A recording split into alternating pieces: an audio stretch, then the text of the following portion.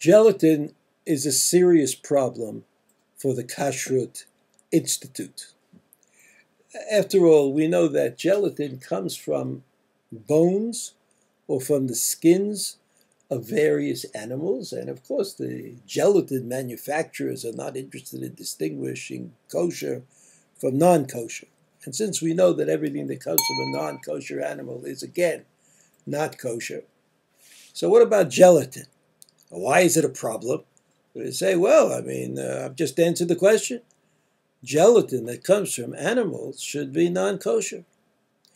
But there is an Achiezer, Rav Chaim Meiser, who was a very highly regarded posek, and the dean of Lithuanian Rashi Yeshiva and the leader of Lithuanian Jewry with the Chofetz Chaim to a certain extent.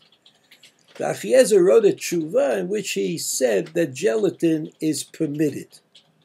He had certain conditions. Gelatin that comes from a non-kosher animal can be used. And he had certain conditions. One condition is that the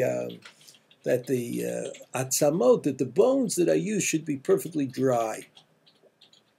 Second thing is that by adding the gelatin, there's a certain kind of lowering the level, like it's pagum, it affects the mixture negatively. And the third thing he said was there had to be less than 60. That there had to be 60 times as much of the other stuff as there was for the gelatin. So it's true that the Achiezer was mater.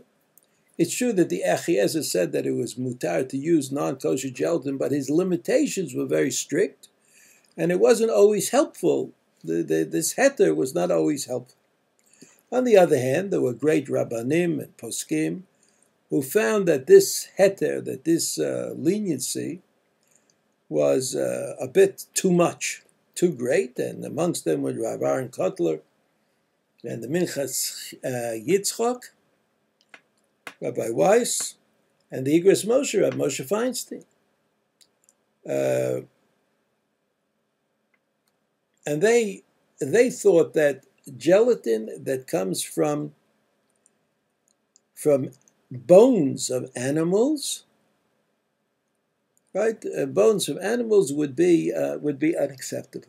And so that the kashrus today, the problem is, if you have gelatin, and the gelatin is on the medicine, and the medicine is a little bit, is necessary for some reason, even though the person is not sick, or may not be dreadfully sick, how do we paskin?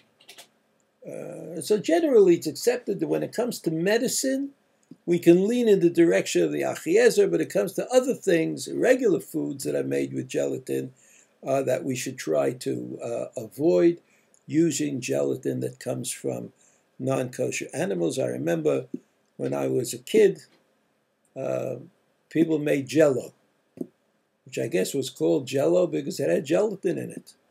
And suddenly there appeared on the shelf, the savior, since we were not able to eat the jello.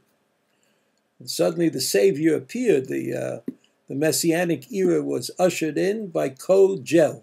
Ko-Gel, which of course every Jew understood immediately meant kosher jello. And the kosher jello had used synthetic gelatin, which is one of the boons of modernity, that whatever is real can be replaced by something that is an imitation. And in kashrus, this sometimes is a valuable thing. So our position generally is that gelatin should be avoided if it can be avoided. If it's in a medicine, then of course there are certain leniencies that can be taken according to the psak of the Achiezer. But in general today, most kosher foods and kosher medicines are made with kosher gelatin, which means that the gelatin itself comes from a synthetic source.